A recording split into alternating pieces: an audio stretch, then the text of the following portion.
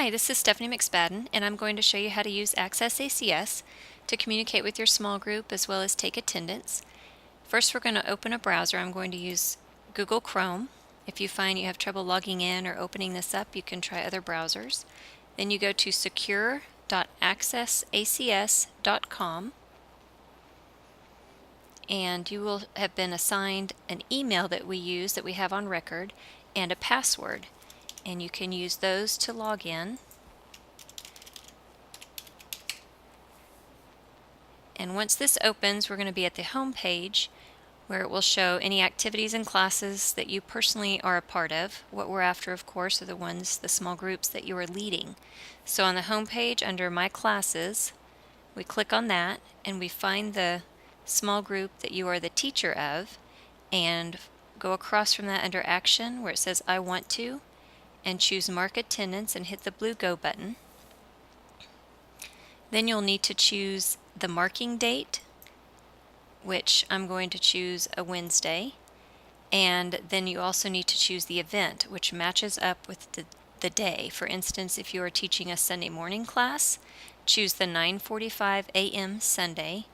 Again, I chose a Wednesday, so I'm going to match that up and choose Wednesday. It's really important that you make sure the marking date and event are correct. Then just click the blue Go button, and you'll see a full list of everyone enrolled in your small group. From here, you can see where it says Mark Selected List. The default is present. We'll just keep it that way. Of course, we'll assume most people are coming, so you just uncheck anyone who wasn't able to make it that particular marking date. And then if you scroll all the way to the bottom, it says Total Number of Attendees. This particular class has 80 in it. I marked 4 off, but we had 2 visitors, so my total is going to be 78 altogether. And then under visitors' names, you can, or need to, I guess, it would be very helpful for you to let us know who the visitors were. So just type in the name with a colon in between or a comma, and you can tell us who is visiting that week. When you're finished with that, hit Submit. Now, if you find that these visitors are coming regularly, it's really important if you get more information from them. We would like date of birth, of course their name, any contact information including phone, email, or address. It would be really helpful if we had marital status or any other information you know.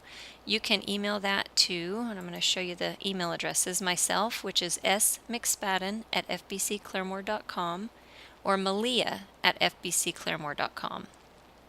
And then we will get the detailed information input for you and have them in your enrollment so that they show up in that roster that I just showed you. The second thing I'm going to show you how to do is communicate with your small group. Again, under your classes, you find the small group in which you want to communicate with or send an email. If you go across under Action, I want to send a message, and then click the Go button. You can add any additional emails of visitors or people that might be interested in this group. In this slot where it says additional email addresses, of course you can add your subject, the content, and then you can hit Send Message. I'm going to go ahead and back out of that. The last thing I'm going to show you is if you want to edit any information for the people that are enrolled in your class or your small group. You click under My Classes, click on the name of your small group, and then you can view all of the people. Let's say I have a Johnny example in here. We're going to edit his information. So you click on the person's name. It gives you a quick overview of their contact information. There's a pencil icon or picture over here. You click on that to make additional edits. And under the Goes by Name, that is something we use in Office, so it's very helpful if that is accurate. So let's say instead of John, he actually goes by Johnny. Make that change. If his date of birth was incorrect, you can change that. If this person recently divorced or maybe recently got married, you can change their marital status. There's a wedding anniversary slot. If you know that information, that's helpful. If you need to change the address, then you can click on the address and make any changes there. if maybe they use a P.O. box or, obviously changed addresses. And anytime you hit submit, it's not actually going to make the change.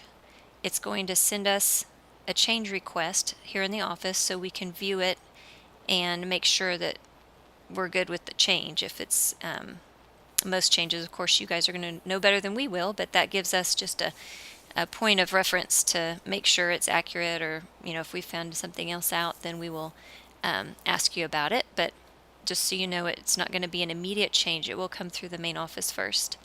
You can also change or add phone numbers, email addresses. If you find out he has an additional email, business or a family email or home, just do your best to fill out as much information as you can and hit submit. And again, if you have any questions or need further clarification, you can contact us here at the Family Ministry Office.